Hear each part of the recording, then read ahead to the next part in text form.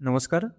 अ, पुस्तकवाला भैयाने आणि अन्नपूर्णा परिवार यांच्या संयुक्त विद्यमाने आम्ही तुमचं स्वागत करत आहोत. आज आपण आम्ही स्वयंपूर्णा हे जे अलीकडेच प्रकाशित झालेलं पुस्तक आहे त्याच्याबद्दल आणि त्याच्या निमित्ताने ताईशी संवाद साधण्यासाठी डॉक्टर मेधा कुरोसामन यांची संवाद साधण्यासाठी इथं आलो आहोत. आपण सुरुवात करूया. मला ताईंनीच एक कविता लिहिली, त्याचे काही ओळी सुरुवातीला सांगायच्या होत्या. माणसाच्या जगातील दुःख असतात निर्माण केली माणसानं, पण समान विभागणी केली पाहिजे संपत्तीमूलक साधने.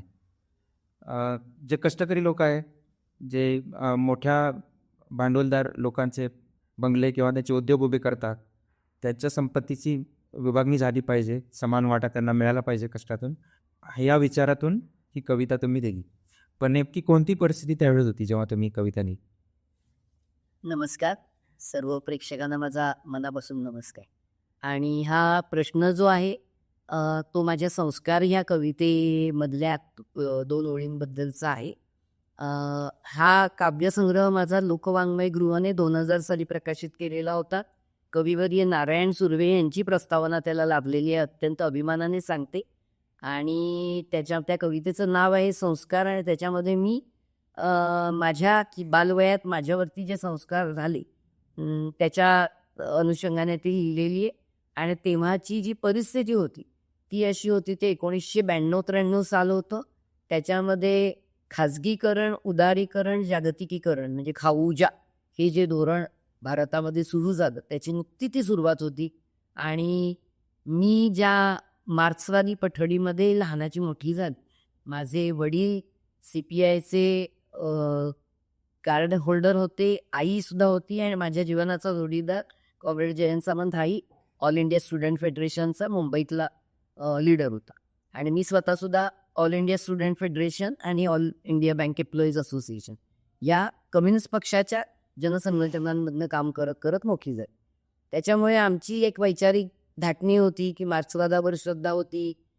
जगातमध्ये संपत्तीची साधनं सर्वांच्या भांडवलदारांच्या हातात असतात, त्यामुळे कामगाराला फक्त त्याच्या कष्टाच्या वेतनापलीकडे एकही रुपया मिळत नाही. तर ह्याच्या विरुद्ध आमची विचारसरणी होती.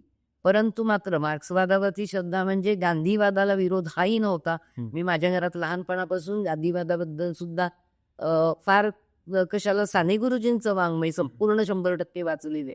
त्यामुळे माणसासारखं प्रेमाने वागवा ही पण विचारसरणी होती. आणि गांधीजींच्या शब्दात सांगायचं तर ह्या जगात सर्वांना पुरेसं आहे. This world has enough for everybody's need, but it cannot supply for everybody's greed. त्यामुळे तुमच्या गरजेपुरतं तुम्हाला मिळण्यासारखं जगात आहे, पण तुम्ही त्याच्यापेक्षा हाव ठेवू नका. तर ह्या सगळ्या विचारसरणीत मी वाढलेली व्यक्ती.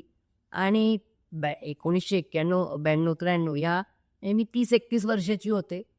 माझं लग्न मी चळवळीतलाच जोडीदार मिळाल्यामुळे लवकर केलं, त्यामुळे मुलगा होऊन तोही 8-10 वर्षाचा झाला होता. मी बँकेत नोकरी करत होते आणि खाऊच्या धोरणाने मी भरपूर ज्याला डिस्टर्ब किंवा विचारात पडले होते की ह्या धोरणाने कसा भारताचा आता पुढे होणार.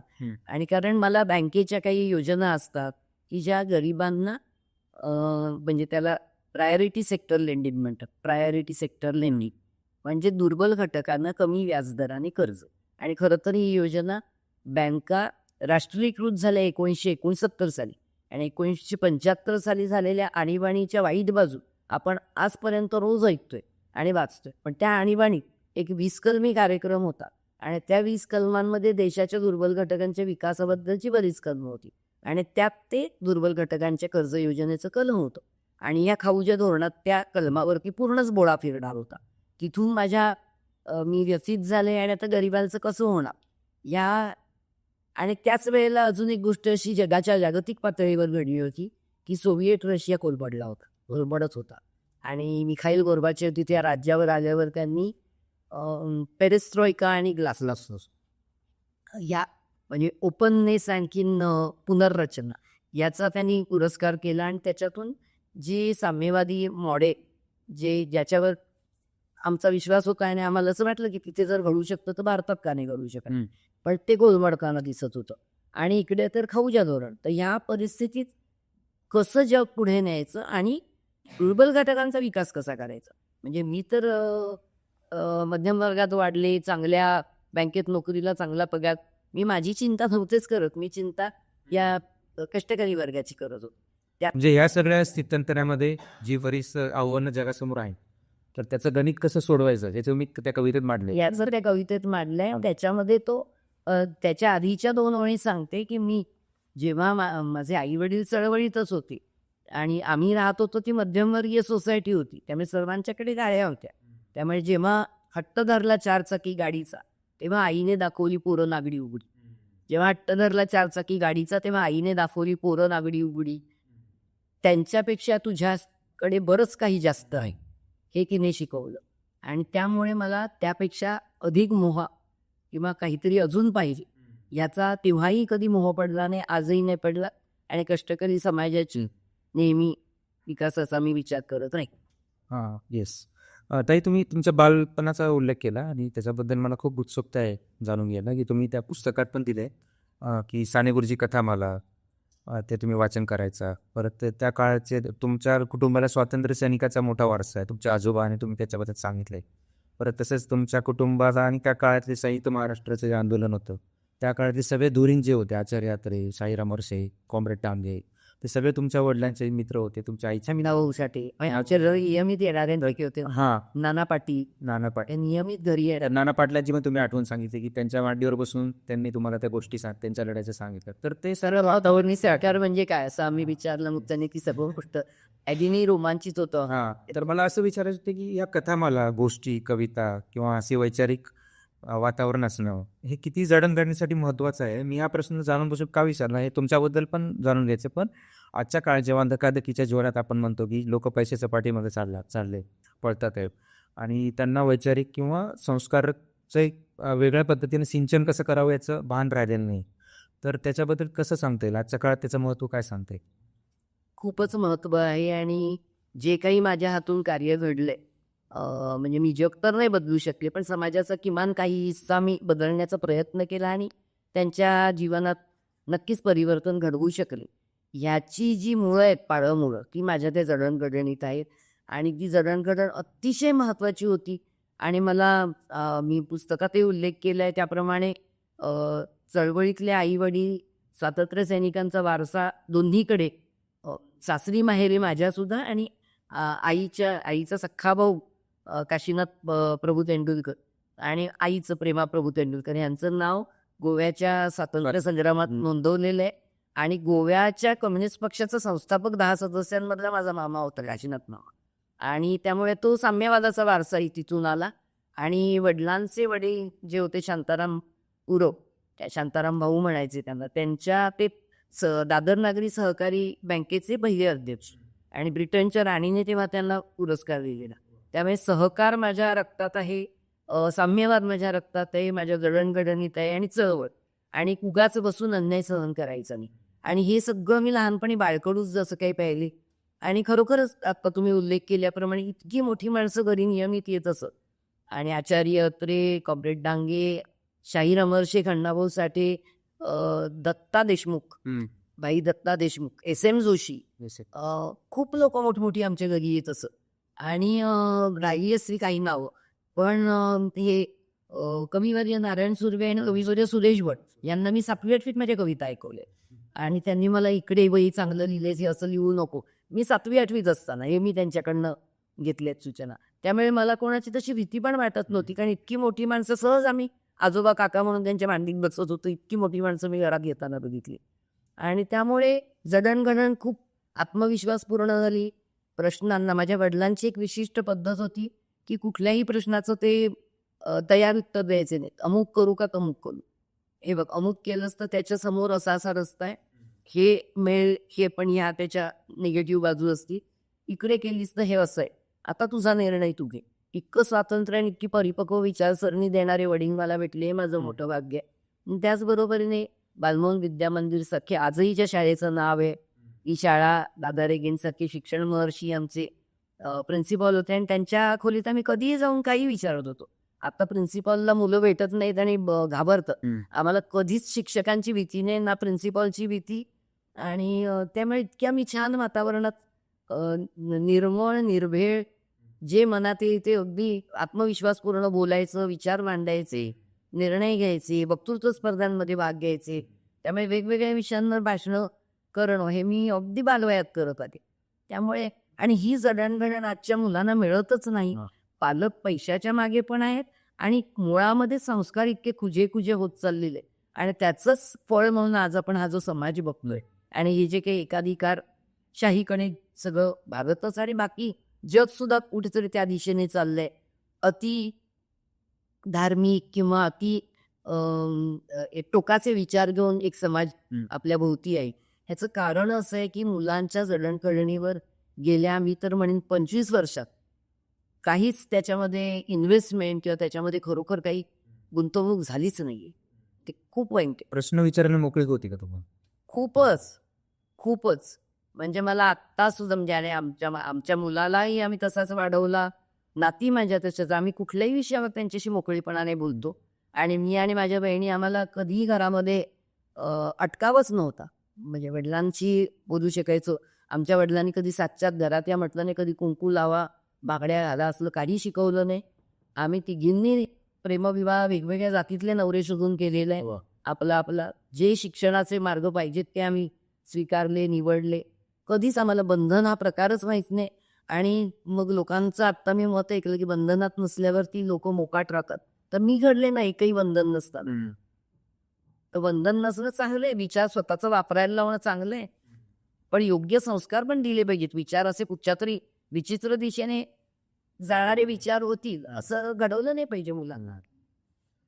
तर त्यांनी त्यांच्या वडिलांचा उल्लेख केला. तर त्यांच्या प्रेक्षकांच्या माहितीसाठी की त्यांचे वडील बँक ऑफ इंडियाचे एम्प्लॉईज असोसिएशन युनियनचे लीडर होते. आणि 1 मिनिट देऊ का ओळख करून? फक्त बँक ऑफ इंडिया नाही, ऑल इंडिया बँक एम्प्लॉईज असोसिएशनचे संस्थापक सदस्य होते. आणि आजही भारतात त्यांना आज त्यांच्या मृत्यूला 42 वर्ष झाली. आजही भारतातल्या सर्व बँकांमध्ये आणि सर्व बँक कर्मचाऱ्यांमध्ये कॉम्रेड दादा पुरवे अतिशय आदराने घेतलं जाणारं नाव आहे. आणि आजही मला त्यांची मुलगी म्हणून खूप साऱ्या बँकांमध्ये ओळखतात. जरी मी स्वतः पण बँक कर्मचारी नेते होते, माझ्या नावाने पण ओळखतात. पण दादांची मुलगी एवढं मोठं काम करते हे आजही. त्याच्याबद्दल एक रंजक किस्सा त्यांनी आपल्या पुस्तकात सांगितलं की कॉम्रेड दादा एवढ्या मोठ्या संघटनेचे अध्यक्ष आणि बँक ऑफ इंडियामध्ये एवढे मोठे अधिकारी असून सुद्धा जेव्हा त्यांनी बँक ऑफ इंडियामध्ये नोकरीसाठी अर्ज केला तर त्यांनी तिथं आपली ओळख सांगितली नाही. त्यांनी आपली ओळख पूर्णपणे अलिप्त ठेवली आणि त्यांच्या घरी नंतर कळालं की यांनी अर्ज केला आणि ऑफिसमध्ये पण नंतर कळालं की त्यांनी दादाच्या मुलीने अर्ज केला. तर हे मला फार पाहावं लागते. तुम्हाला स्वतंत्र व्यक्तिमत्व म्हणून पण जगायचे आणि त्याचवेळी त्याच्यामधून काय वाटतं तुम्हाला? असं काय तुम्हाला करावं वाटलं? म्हणजे मला आता बघा, मी ज्या परीक्षेला बसली होती banking service recruitment board BSRB, हे बँकिंग सर्व्हिस रिक्रुटमेंट बोर्ड एस्टॅब्लिशच झालं बँका राष्ट्रीयकृत झाल्यानंतर. बँका राष्ट्रीयकृत झाल्या तेव्हा मी 9 वर्षाची होती, 69 साल. पण माझे वडील घरी आईशी चर्चा करताना मी जसं अभिमन्यूने आईच्या पोटातून शिकले तसं मी तेवढ्या लहान वयात लक्ष देऊन ऐकायचे आणि मला ते खूप आवडायचं सगळं. ती भाषणं, त्या चर्चा, ते सगळं समजावून सांगणं. म्हणजे मी खरं तर सांगते माझा पिंड त्या भाषणांवरच पोचला. आजही मला सिनेमा बघण्यापेक्षा मला अशी विचारप्रवर्तक भाषणं, चर्चा हेच मला जास्त आवडतं. त्याच्यामुळे मी 69 साली राष्ट्रीयकरणाचे काय फायदे होती देशाला, समाजाला हे बाबा सांगत असायचे आणि भाषणांमधलं पण ते बोलायचे, घरात आईशी बोलायचे. ते ऐकत मी मोठी झाले. त्यामुळे BSRB बोर्ड झालं होतं. मी एकटीच नाही बसले परीक्षेला. आत्ताही माझ्या कॉलेजमधल्या मैत्रिणी सांगतात तू आम्हाला पकडून घेऊन गेलीस परीक्षेला बसायला आणि आम्हाला चांगले नवरे मिळाले, गाड्या मिळाल्या, घरं मिळाली, ते तू ढकललं, नंतर स्वतः सोडून गेलीस आणि एवढं मोठं केलं. ते आजही मला कौतुकाने म्हणणाऱ्या मैत्रिणी. त्यामुळे मी म्हटलं चला आपण बसूया परीक्षेला आणि पास होतंय, नोकरी मिळतीये. आणि त्यामुळे मला काही गरजच वाटली नाही की मी वडिलांना का सांगू. आणि मला हे माहितीच होतं की त्यांना अजिबातच आवडणार नाही की मी त्यांचं. पण धाव तर कुदव होतं. त्यामुळे इंटरव्ह्यू घेणाऱ्यांनी विचारलं. पण माझं योगायोग असं की मला आधी कॉल बँक ऑफ बरोडाचा आला होणार, पण माझी परीक्षा झाली नव्हती. पण त्यातही मी तुम्हाला सांगते की मी जेमतेम 19-20 वर्षाची असेल, कॉल आला त्या पत्त्यावरती, तिथे मी गेले बँक ऑफ बरोडामध्ये आणि त्यांना भेटले आणि म्हटलं माझी ना परीक्षा व्हायची, तुम्हाला आत्ता हा कॉल देण्याच्या वेळी तुम्ही थोड्या महिन्यांनी परत भरती असेल तेव्हा बोलवाल का? तुम्ही आत्ता तो बोर्डनेच विचारत घ्या. 19-20 वर्षाची मुलगी कुठल्या बँकेच्या मॅनेजरला लावून डायरेक्ट. आणि मी काही त्यांना काही तिथे अगदी तो मॅनेजर माझ्या बाबांच्या नावाने ओळखेल असं नव्हतं. आणि तो हसला. ते म्हणाले की ओके, आम्ही बघूया. अर्ज द्यायचा असं बघूया. मग बँक ऑफ बरोडाचा कॉल आला नाही, पण त्या BSRBच्या रिक्रुटमेंट बोर्डाचे पुढच्या बँकांची भरती आली ना, मग तेव्हा कॉल आले. तो नेमका बँक ऑफ इंडिया झाला. मग तिथे इंटरव्ह्यू घेणारे जे ऑफिसर होते त्यांनी विचारलं, पुरव म्हणजे कोण? आमचे जे पुरव आहेत त्यांची कोण? म्हटलं मुलगी. मग ते म्हणाले त्यांचं काय डिपार्टमेंट? म्हटलं ते लिगल डिपार्टमेंटला आहेत, पण ते युनियनचंच काम करतात. मग ते हसले. मी घरी पोचायच्या आधी त्यांनी बाबांना फोन केलेला होता. त्यामुळे तुम्ही जे म्हणताय, मला त्याच्यात ते मला नॉर्मल वाटलं. त्याच्यात काहीच नाही वेगळं वाटलं, कारण मला त्यांच्या नावाची गरज लागणारच नव्हती. मी मेरिटवरच पास होऊन, इंटरव्ह्यूज पास होऊनच झाले. बाबांनी जे पहिलं काम केलं, मी जॉईन झाल्या पहिलं मॅरेज सर्टिफिकेट देऊन बँकेत मेधा सामंत करायला. मला त्याचा खूप राग आला होता तेव्हा. पण कारण मला नाव नव्हतं बदलायचं लग्नात. ते म्हणे बँकेत नोकरी आहे, तर तू बँक ऑफ इंडियाला आलीस ना, इथे पुरव नाही नाव घ्यायचं. म्हणजे लोकांनी म्हणजे बोलले पण नाहीत जास्त काय, पण इथे तू पुरव म्हटलंस, मग पुरवांच्या मुलीला काही फायदे मिळतात, मग त्याचा पुढे त्रास होतो. त्यामुळे मी माझं नाव परत पुरव सामंत लावायला सुरुवात केली PhD कंप्लीट केल्यावर. आणि बाबा तेव्हा गेलेले होते, पण मी म्हटलं मला ते नाव पुरव पुढे कॅरी करायचंय. तसंही मला भाऊ नाही आहे, अक्षी बहिणी आहेत, त्यामुळे म्हटलं मी पुरव नाव कॅरी करणार आहे. बाबांनी मला कंपल्सरी बँक ऑफ इंडियात गेल्यामुळे ते पुरवचं सामंत करायला. म्हणजे मला सामंत नावाचं काही प्रॉब्लेम नाही. माझा नवराही माझ्या बरोबरचा विचारांनी आहे. माझे सासरे स्वातंत्र्य सैनिक होते, त्यामुळे मला सामंत नावाचं आवडत नाही, पण मला पुरव आणि सामंत दोन्ही कॅरी करायची. म्हणजे मला इथे एक गोष्ट अधोरेखित करायची होती की तुम्ही तुमच्या वतीनं सुद्धा आणि तुमच्या बाबाने त्यांच्या वतीने सुद्धा नैतिकपणे वागण्याचा एक आदर्श वस्तुपाठ घालून दिला. तुम्ही असं सांगितलं की मी स्वतंत्र व्यक्तिमत्व आपल्या कष्टाने कुडावे, आणि बाबांनी सुद्धा माझ्या नावाचा तिच्यावर काही प्रभाव पडलेला नाही हे लोकांना दाखवून द्यायचं होतं, आणि ते तसंच होतं आणि तसं. तर मला या निमित्ताने सांगायची की तुम्ही जेव्हा परत काही वैयक्तिक आणि कौटुंबिक कारणामुळे मुंबई पुण्याला आलात आणि बँकेत तुम्ही सेवा कंटिन्यू केली, तिथं सुद्धा तुम्ही बाबांच्या कामाचा वारसा म्हणा किंवा तुम्हाला सुद्धा त्या विचाराचा वैचारिक निष्ठा होती, म्हणून युनियनचं काम तुम्ही वेगवेगळ्या ठिकाणी वेगवेगळ्या स्वरूपात सुरू ठेवलं. तर त्या कामाच्या तपशिलात न जाता मला एक सार्वत्रिक जे अडचण आहे किंवा जी काळजी आहे की महिलांची जी कामाच्या ठिकाणी असलेली सुरक्षा किंवा त्यांची जी हॅरेसमेंट होते किंवा त्यांना हक्क किंवा जी सुविधा मिळत नाही. मग ते एक उल्लेख तुम्ही पुस्तकात केला आहे की त्यांना स्वच्छतागृह मिळत नाही, त्यांना व्यवस्थित वागणूक मिळत नाही, टोमणे मारले जातात. तर मग अलीकडच्या काळात जे विशाखा समिती म्हणून एक कायदेशीर बदल झाल्यानंतर त्याचा कायदा पण झाला, धोरण पण झालं. तर त्या अनुषंगाने आणि तुमच्या कामाच्या अनुभवाच्या अनुषंगाने की आजकाल सार्वजनिक संस्थांमध्ये, आस्थापनामध्ये, सरकारी असू दे खाजगी असू दे, ते जे ह्या मुद्द्यावर सुरक्षा, टोमणे मारणे, लैंगिक सुरक्षा असं किंवा आणखीन वेगळ्या अर्थाने त्यांचं डिग्निटी सुरक्षित करण्यासाठी खरंच प्रयत्न होत आहे का फक्त कायदा झाला आणि आता सगळं झालं असं वाटतंय? म्हणजे तुमच्या अनुभवाने त्याचं भाष्य काय? मला प्रश्न खूपच आवडला आणि या निमित्ताने या विषयावरती बरंचसं बोलता येईल. तर पहिलं तर हे सांगते की मी बँक ऑफ इंडियात मुंबईला लागले ती मी opera house branch, Tribhuvandas Bhimji झवेरीच्या शेजारची ब्रांच, त्यामुळे हिरे मार्केट होतं शेजारी. परंतु त्या ब्रांचमध्ये मला मी महिला प्रतिनिधी म्हणून पहिल्यापासून काम करत आले. आणि मी इलेक्शनला निवडून आले, म्हणजे बाबांची मुलगी म्हणून नाही, माझ्यासमोर तितक्याच तुल्यबळ प्रतिस्पर्धी उभ्या असायच्या आणि त्यांच्याशी आजही माझी मैत्री. त्या 80 वर्षाच्या बाई आहेत, मला आठवण आली की फोन करतात आणि गप्पा मारतो. पण मी त्यांना हरवून प्रत्येक इलेक्शन निवडून यायचे. त्यामुळे प्रतिनिधी म्हणून काम करताना पहिला ऑपेरा हाऊस हिरे मार्केटच्या शेजारच्या ब्रांचला सुद्धा महिलांना टॉयलेट नव्हता, हा प्रश्नच मला पहिला घ्यावा लागला.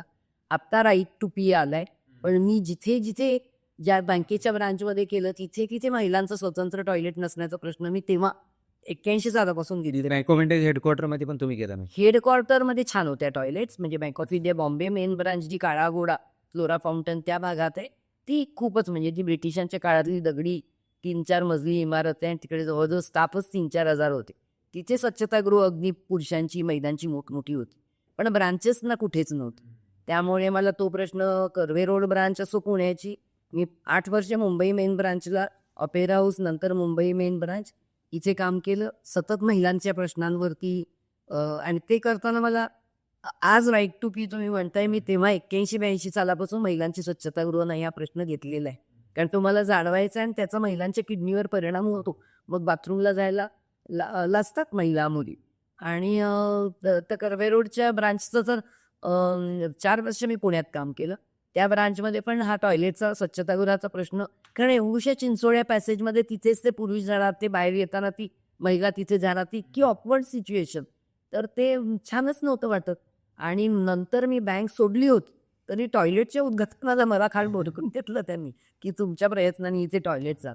ते मला आणि बऱ्याच वेळा छोटा इश्यू म्हणून त्याला अगदी दुसरा इश्यू मी आणि मी त्या टॉयलेटचा इश्यू अजून पुढे स्ट्रेच करीन थोडा की मी नंतर बँक सोडल्यावर मी बचत गटाच्या कामांसाठी मी मराठवाडा आणि खूप दुर्गम भागात फिरलेली आहे माझ्या PhD MSWच्या निमित्ताने. आणि मी काम पण उभं केलं मराठवाड्यामध्ये बचत गटांचं भरपूर तिथल्या गावांमध्ये छोट्या छोट्या संस्थांना मदत करू.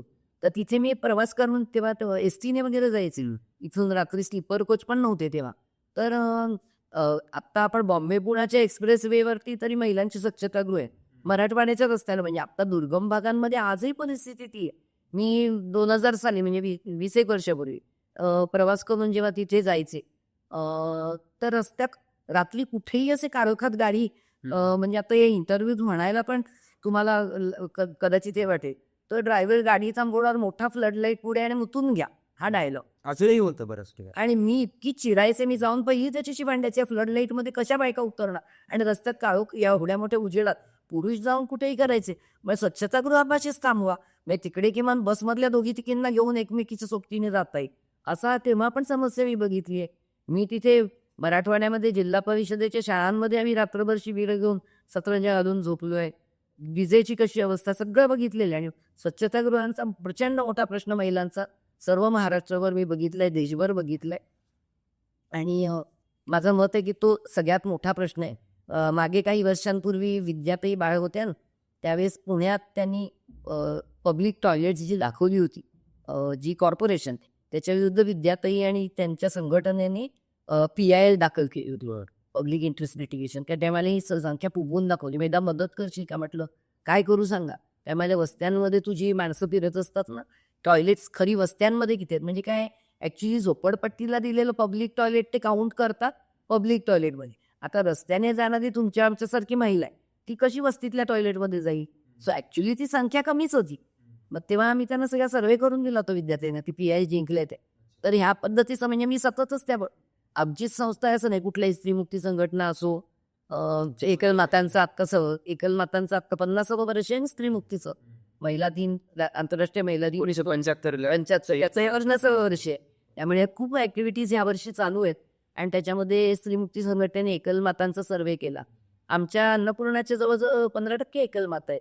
मग आम्ही 100 महिलांचा सर्वे त्यांची आज काय परिस्थिती आहे तो दिला करू. आणि असं सततच इतर संघटनांबरोबर जोडून पण ठेवलेलं आहे. आणि प्रश्न मला छोटासा तुमच्या प्रश्नाचा एक भाग राहिला आहे तोच टाकायचा आहे. तर हा सगळा ह्याला धरून आहेच म्हणजे महिलांच्या ह्या शारीरिक ज्या गरजा आहेत त्यांच्यासाठी सुद्धा किती अडचणी आणि मानसिक. पण ते जे टोमणे वगैरे ते सार्वत्रिक नव्हतं तेव्हा. म्हणजे मी मुंबई मेन ब्रांचला काम केले आणि तिकडे अतिशय उदारमतवादी वातावरणात मी केलंय. म्हणजे माझ्या डिपार्टमेंटमध्ये केरलाईट होते, ख्रिश्चन होते, पारसी होते. अगदी आम्ही मिळून मिसळून पुरुष स्त्री कधीही एकमेकांच्या बरोबर अशा प्रकारची भावनाच नव्हती. मैत्रीपूर्ण भावना असंही मी काम केलेलं आहे. मात्र मला पुण्यात आलोय मी सरसकट संपूर्ण पुण्याबद्दल म्हणणार नाही पण त्या विशिष्ट ब्रांचमध्ये आणि इथे काही वातावरण असं होतं की महिलांना खवचटपणाने बोलणं किंवा त्यांच्या वेशभूषेवरून बोलणं. आणि मी तिथे म्हणजे लिहिलंय पण माझ्या पुस्तकात. म्हणजे मी विसरले होते असे प्रसंग माझ्या बँकेतल्या तेव्हाच्या मैत्रिणींनी आठवण करून दिले की कोणीतरी ऑफिसर टपलीत मारायचे गुढीचं. मी सगळ्या मुलींना म्हटलं यांच्या समोर उभं राहून मी सांगणार आहे माझ्या पाठीची उभ्या. मी त्यांना म्हटलं सगळ्यांना सॉरी म्हणा का तुम्ही टपलीत मारलं कोणी दिला तुम्हाला अधिकार. त्यामुळे ते इतके घाबरत ग्रँटेड म्हणजे महिला आणि महिला काय होतं स्वतःची चूक नसली तरी लाजतात ना मी कसं म्हणू. चला सगळ्या जणी तुम्ही मागणं तिथे डबा खाताना जेवताना बोलताय त्यांच्यासमोर मी बोलते माझ्याबरोबर उभ्या आणि करून दाखवलं. मग त्यानंतर त्या सगळ्या महिलांचा पण आत्मविश्वास वाढला की नाही अरे हे केल्यावर होऊ शकतं असं. तर माझं म्हणणं आहे विरोध करा अजिबात. तुम्हाला जर तुम्ही जर चुकायचं नसाल तर मुळीच लाजायचं नाही महिला आहे म्हणून. आणि मी कधीच नाही लाजले. मी रस्त्यात बाहेर सुद्धा मी तरुण होते तेव्हा सुद्धा मी चप्पल काढून मारायला कमी नाही केलेलं. मागे लागू देत कोणी रस्त्यात पळून मारलेले. हो म्हणजे मी हा प्रश्न का विचारला की जे विशाखा समिती किंवा कामाच्या ठिकाणी होणारी हिंसाबद्दल जे कायद्याने धोरणं आले त्याच्यामध्ये फक्त शारीरिक आणि लैंगिक शोषण एवढंच आता मर्यादित राहिलं नाही. त्याची व्याप्ती वाढलेली आहे. त्याच्यामध्ये मानसिक छळ करणे, त्याच्यामध्ये वेगवेगळ्या पद्धतीने कामात आडवणूक करणे, त्याच्यामध्ये वेगवेगळ्या पद्धतीने तुमचं एक प्रकार हेटाळणी करणे हे सगळं आता आलेलं आहे. आणि तुम्ही खूप आधी 30 वर्षापूर्वी 40 25 वर्षापूर्वी त्याच्यामध्ये कामं केली. आत्ताही मी विशाखा कमिटीवर आहे. सरकारी आस्थापनांच्या पण एक मला असं म्हणायचं होतं की 1997 मध्ये विशाखा धोरण आलं, त्याच्यानंतर मग काही वर्षापूर्वी कायदा आला. त्याच्याही खूप आधीपासून तुम्ही त्याच्यावर काम करत आहात. हो, कारण महिला आणि महिलांच्या समस्या काही नवीन नाहीच आहे. तेव्हाही होत्याच. त्याला फक्त धोरणात्मक आकार यायला लागला, कारण वेगवेगळ्या संस्था संघटना 1975 सालानंतर महिला सक्षमीकरणासाठी पुढे आल्या. एकत्र सगळ्या प्रत्येक वेळेस होत्या असं नाही, पण प्रत्येक संस्थेने आपलं एक कार्यक्षेत्र निवडून त्याच्यात काम करत गेलेली आहे. त्यामुळे त्याच्यामध्ये जिथे जिथे मला वाटा उचलता आला तिथे उचलता. आत्ताही मी सरकारी फक्त ऑफिसचं नाव घेत नाही, अशा एका आस्थापनेच्या विशाखा कमिटीवर आहे. अन्नपूर्णात आहेच आमची विशाखा कमिटी. मी वेगवेगळे केसेस इथेही हाताळले आणि सरकारी आस्थापनेत आणि इतर खाजगी संस्थांना पण मी सल्ला देते, घेतात. उलट सरकारी आस्थापनांमधून मला खाजगीत फोन येतात की ताई ह्या केसमध्ये हँडल कसं करावं, आणि मी तो आवर्जून देते. कारण काही वेळेस ते म्हणजे एक त्याच्यामधलं ना सार्वत्रिक एक मला कॉमन हे दिसतं की महिला स्वतः चूक जरी नसेल आणि तिच्या पाठीमागे एखादा पुरुष लागतोय किंवा तिला तो त्रास देतोय, की ती लाजून, आणि सगळेजण म्हणतात हिलाच का, हे जे आहे ना ह्याला एक विरोध केला पाहिजे. हिलाच का म्हणजे काय, ती काहीतरी विधवा आहे किंवा ती दिसायला बरी आहे म्हणून तिलाच, तर तुम्ही कसं काय तिलाच का, म्हणजे तिथेच ती बाई अर्धी कच्ची होते. त्याच्यामुळे मी ज्या सरकारी आस्थापनामध्ये काम याच्यावर आहे त्यांच्या विशाखा कमिटीवर, तिथे शास्त्रज्ञ महिला आहेत आणि त्यांच्यापैकी काही जणांना अशा प्रकारच्या घाणेरड्या वागण्यांना त्यांच्या ऑफिसरच्या की काहीतरी तपासणी करायला जायचंय ती अमुक एका विभागात, तर रात्रीच एकट्या पुरुषाबरोबर तिला यायला भाग पाडणं, म्हणजे इतक्या मानसिक तणावाखाली ती मुलगी जाते. ती काय काम करणार, शास्त्रज्ञ भले आहे हो, ती कशी करणार काम तिथे. तर त्याच्यावरती त्या केसेस घेऊन आणि आम्ही माफीपत्र लिहायला लावलेली आहे. आमच्याकडे अन्नपूर्णातल्या मुलींना, स्टाफना आमच्या 95% महिला आहेत. आमच्याकडे थोडीच पुरुष कर्मचारी आहेत. पण संध्याकाळी घरी जाताना पुण्यातही आणि मुंबईतही रस्त्यामध्ये अगदी अनोळखी व्यक्तीकडून अचानक ज्याला आपण हे म्हणतो म्हणजे लैंगिक अत्याचार अगदी टोकाचा नाही, पण तिची रस्त्यामध्ये आंचटीला जाणं किंवा अशा प्रकारचं, आणि आम्ही त्या मुलींना पूर्ण सपोर्ट देऊन कोर्ट केस करायला लावून त्यांना वकील टीझिंगचा प्रकार, पण गलिच्छ प्रकार, आणि त्या मुलीला पूर्ण सपोर्ट दिलाय प्रत्येक वेळेस. 2, 3, 4 केसेस तरी अन्नपूर्णाच्या झाल्या की अगदी पूर्ण त्या गुन्हेगाराला आपण शिक्षा केली पाहिजे, कारण ती प्रवृत्ती जरा बसली पाहिजे. जरब बसली पाहिजे की हे केलेलं चालू शकतं असं नाही वाटलं पाहिजे. तू लाजू नको, तू घाबरू नको, तुझ्या पाठीशी आम्ही ठाम आहोत, अशा पद्धतीने त्या मुलींनाही सपोर्ट दिलाय.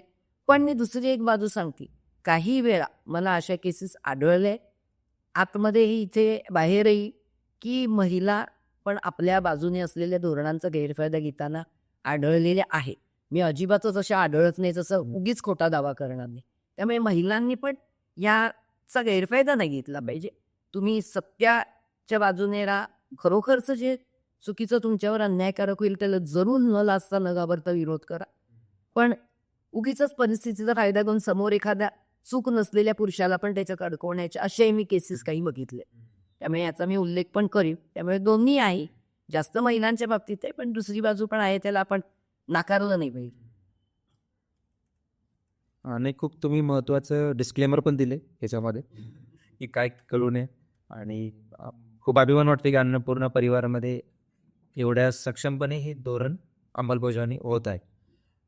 तर थोडं जरा एक वेगळ्या ट्रॅकवर आता मी हे घेतो, म्हणजे अन्नपूर्णा परिवाराची आणि ताईंचे मायक्रो फायनान्स क्षेत्रातलं काम सर्वांनी पुस्तकामधूनच वाचावं, पण एक थोडा सार्वत्रिक प्रश्न त्याला टच करणार आहे म्हणून विचारतो की एक वाक्य मला तिथे एक खूप असं भावलं, आणि ते आपल्या सगळ्यांनाच त्याच्या अडचणीचा सामना करायला लागतो की बँका दरवाज्यात उभं करत नाही, असं तुम्ही एका ठिकाणी उल्लेख केला. आणि फक्त कष्टकरी महिलाच नाही, तुम्ही ज्यांच्यासाठी काम केलं, पण शिक्षणासाठी कर्ज घेणारे विद्यार्थी असतील, शेतामध्ये काही करायचं असेल तर शेतकरी असतील, एकल महिलाच कमी उल्लेख केला, किंवा गरीब वंचित समाजातील लोक असतील, त्यांना कोणीच बँका दरवाज्यात उभं करत नाही. तर तुमच्या कामातून असं काही तुमचे मार्गदर्शक तत्व म्हणा किंवा धोरणात्मक काही संकल्पना, सल्ले, असं तुम्ही काही सरकारला किंवा या संदर्भात काम करणारे जे महत्त्वाच्या संस्था आहे त्यांना त्यावेळी सुचवतच असाल, पण एक सार्वत्रिक चिंतनाचा भाग म्हणून, एक चर्चेचा भाग म्हणून, की काय धोरणाच्या पलीकडं जावं, नियमाच्या पलीकडे जाऊन काय नेमकं कुठं कमी पडतो एक समाज म्हणून की का बँका दरवाजात उभं करणे फक्त धोरणाच्या पलीकडे पण काहीतरी असतं का कारण ॲक्च्युली मी सांगेन की धोरणांच्या पलीकडे जायची गरजच नाही. धोरणांमध्ये आहे ते राबवायची गरज आहे. धोरणं आहेत ते राबवत नाही. जी काही नावं तुम्ही घेतलीत ना, कोणाकोणाला कर्ज देत नाहीत. त्यात मी आधी सगळ्यात पहिलं स्टार्टअपवाल्यांचं देईन. स्टार्टअप आता माझ्या पतीनी पुण्यामध्ये 35 वर्षापूर्वी नासान मेडिकल इलेक्ट्रॉनिक्स नावाची कंपनी काढली, जी आजही मेडिकल इलेक्ट्रॉनिक्समधलं एक यशस्वी उदाहरण आहे. सगळी हृदयविकाराशी संबंधित यंत्र स्वतः संशोधन करून इथे बनवली. ती कंपनी जेव्हा स्थापन म्हणजे त्यासाठी आम्ही आमचा मुंबईचा इकडे त्याने घेतलेला फ्लॅट विकून ते पैसे इथे फ्लॅटमध्ये कमी लागले म्हणून ते पैसे घालून तो धंदा उभा केला. त्यासाठी आम्ही पुण्यात आली आणि एकाही बँकेने इन्क्लुडिंग माझी बँक ऑफ इंडिया त्यांना कर्ज दिलं नाही. म्हणजे सततच कारण का त्याच्यामध्ये जे काही होतं ते वस्तू बनवलेली दिसत नव्हती. त्याच्यामध्ये पुष्कळ असं संशोधन आहे सॉफ्टवेअर होतं, फर्मवेअर होतं जे डोळ्याला दिसत नाही. हार्डवेअर दिसतं. मग किती कॉम्प्युटर 4 आहे तो, पण त्याच्या आत सॉफ्टवेअर 4 लाखाचं आहे, 10 लाखाचं आहे. ते तेव्हा त्यांना बँकांना कळतच नव्हतं ही 35-40 वर्षापूर्वीची. त्यामुळे माझ्या पतीच्या व्यवसायासाठी आम्हाला नेहमीच आमचं घर गहाण ठेवूनच कर्ज काढावं लागायचं. म्हणजे तेवढा धंद्यावरती मी पण विश्वास ठेवला आणि आम्ही दोघांनी स्वतःची पत पणाला लावूनच तो धंदा आज इतका मोठा केला. हे एक सांगावंसं वाटतं. आजही फार काही परिस्थिती बदललेली नाही. आणि मग ही जर का मध्यमवर्गीय शिकलेल्या तरुणांची परिस्थिती, तर अशिक्षित महिला, मजूर, शेतकरी यांची काय परिस्थिती आहे? कारण त्यांच्याकडे मुळात म्हणजे आमच्याकडे घर होतं किमान बरोबर कष्टाने घेतलेला एक फ्लॅट होता जो गहाण ठेवून आम्ही लागतील तेव्हा पैसे उभे करत करत पुढे गेलो. या महिलांकडे किंवा शेतमजुरांकडे, कामगारांकडे काय घराची त्या व्हॅल्यू काय आहे? बरं त्या घराचे कागदपत्र कुठे नावावर असतात? बरं झोपडपट्टीत राहणाऱ्या महिलेचे ते कागदपत्र कायदेशीरदृष्ट्या उभेच राहत नाहीत ना. त्यामुळे तारण नाही म्हणून कर्ज नाही. हे धोरण बँकांचं असतं. आता मी तुम्हाला त्याला छेद कसा दिला हे पण सांगेन.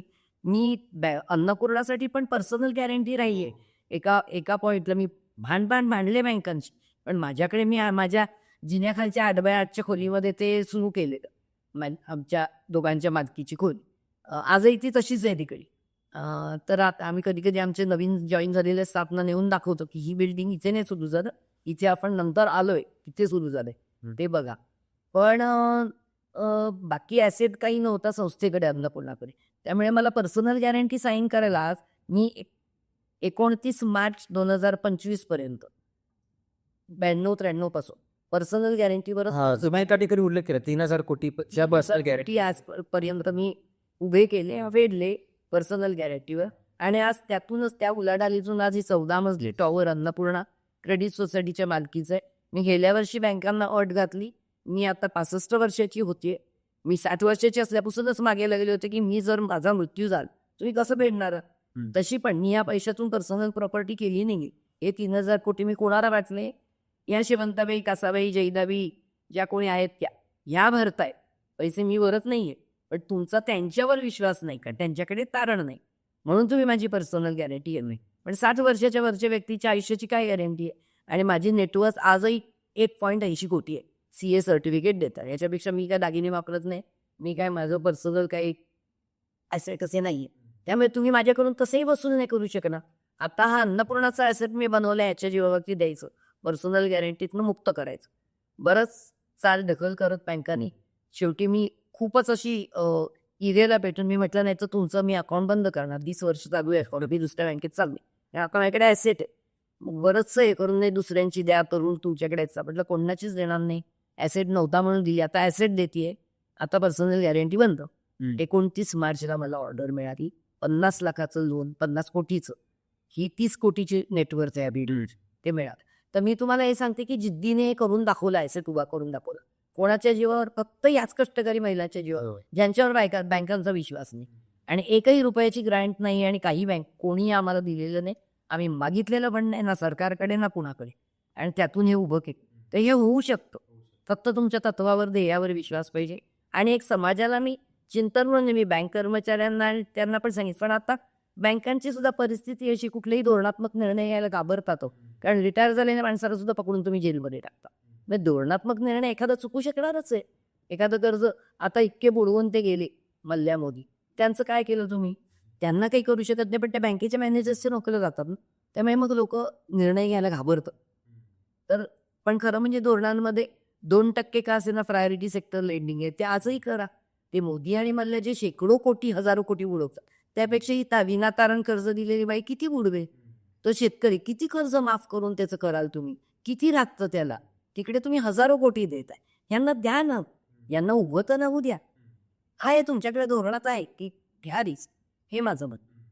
तर ताईंनी त्या तत्वाचा आणि दैवाचा उल्लेख केला, ज्या निष्ठेने त्यांनी ते काम करत आहेत गेल्या कित्येक वर्षांपासून. तर त्या पुस्तकामध्ये एक मंत्र किंवा एक संकल्पना सूत्र म्हणून एक म्हणेन मी, की एक असं त्यांनी उल्लेख केले की एकजूट एन मूठ, कष्टकऱ्यांची स्वप्ने, त्यांच्या गरजा, त्यांची कुवत, असा एक त्यांनी उल्लेख केला आहे. तर ज्यांना या क्षेत्रामध्ये काम करायचं आहे, तर ह्याच्यातून कसं हे उलगडून सांगता येईल तुम्हाला, की हे एकजूट एक मूठ, त्याची कुवत, त्यांच्या क्षमता, जे काही तुम्ही म्हणलेलं आहे. म्हणजे आता हे पुस्तक जे वाचतं त्यांना कळेल, पण ज्यांना हे तुमच्या तोंडून ऐकायचं असेल ते कसं होईल? ह्याच्यासाठी ते पुस्तक वाचावंच लागेल, कारण हा इतका छोटा मंत्र आहे हां. आणि तो प्रत्यक्ष आम्ही जगलोय. आणि मी नेहमीच महिलांच्या एकीवर विश्वास ठेवला, त्यांना एक एक करत पण गेली. आणि मी ज्या महिलांच्यात काम करत होते त्यांना एक करणं तितकं सोपं पण नव्हतं. त्या झोपडपट्टीत राहणाऱ्या महिला आहे. रोज सकाळी पाण्याच्या नळावरून किंवा संडासमधून भांडणं होतात त्यांच्या. पण ते जरी झालं तरी हिचे गट म्हणून आपण एकमेकीला जामीनदार राहिलोय. तिचा आर्थिक व्यवहार योग्य असेल तर सकाळी नळावरचं झालेलं भांडण विसरायचं आणि ते सही करायचे. हे ह्या बायकांना मी शिकवू शकले आणि त्या शिकल्या. आणि त्याच्या जीवावर आम्ही एवढं मोठं आलोय. आज 200 कोटीच्या वर उलाढाल, 1.25 लाख शेअर होल्डर आहेत हे गरीब महिला. त्यांना शेअर चं डिव्हिडंड देतोय, नफ्याचा वाटा पोचवतोय. सगळी गोष्ट त्यांच्याचसाठी. निर्णय प्रक्रियेत ते सहभागी. हे आम्ही करू शकलो. ते एक ध्येयनिष्ठा पाहिजे. आणि मी परत तुम्ही जिथून सुरू केली माझी जडणघडण, विश्वास, माझा कष्टकरी समाजाच्या ताकदीवर जबरदस्त विश्वास आहे. आजही आहे. शेतकऱ्यांच्या ताकदीवर आहे, महिलांच्या ताकदीवर आहे. गिग वर्कर जी पोरं पळतायत, धावतायत, त्यांच्यासाठी आपण खूप काहीतरी चांगलं करू शकतो. आणि त्यांना भीक नकोय. त्यांनी कोणी तुमच्याकडे भीक नाही मागितली ना, लाडकी बहिणीसारखी योजना मागताय. तुम्ही त्यांना ॲक्च्युली फक्त आरोग्यामध्ये त्यांची गुंतवणूक करा. खरं उगीच विमा कंपनीला तुम्ही तुमचा तो प्रीमियम भरून त्यांना श्रीमंत नका करू. विमा शेतकऱ्याला मिळाला पाहिजे. ते गिग वर्कर मुलं पडतात, मरतात, त्यांना मिळाला पाहिजे. किंवा या गरीब महिलांना ती लाडकी बहिणीसारखी योजना काही गरज नाही आहे त्याची, आणि ती फक्त इलेक्शन पुरती आहे. त्याच्याऐवजी तुम्ही आरोग्य, शिक्षण आणि त्यांना भांडवलाची योग्य प्रमाणात पुरवता.